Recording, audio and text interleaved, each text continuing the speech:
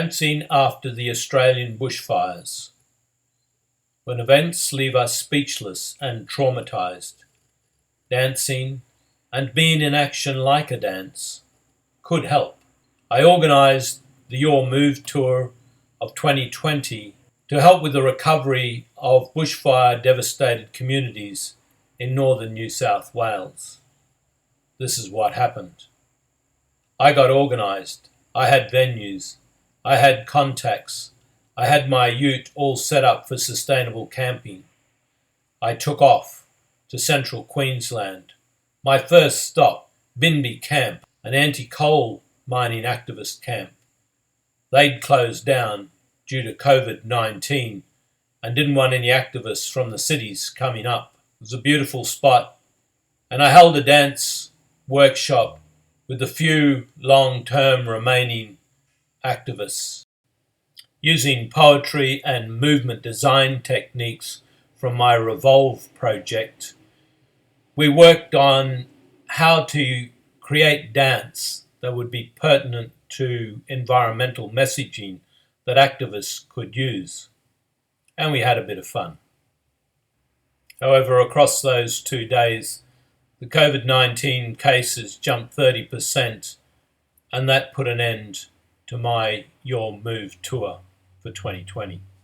It all began with a promise in 2014 that the world is dancing. I'd been dancing since 2010, supporting Australian dance nationally since 2013, especially the Bold Festival, the legacy of Australian elders in dance, and dance science, the science of dance and the dance of science, documented on my YouTube channel, The World is Dancing. In 2016, along with 5 other rural men, we designed and performed a piece on male identity in the 21st century called The Forging of Men. In 2017, in collaboration with the Biddigal Youth Dance Group and the ARC Intellectually Handicapped Drummers, we designed and performed a welcome ceremony at the National Rural Health Conference. Even though I was working in various events locally, I felt a need to get the Revolve project model out there. So in 2019, I took the model for a tour through the USA and on to Tel Aviv to the International Scientific Conference on Movement and Cognition.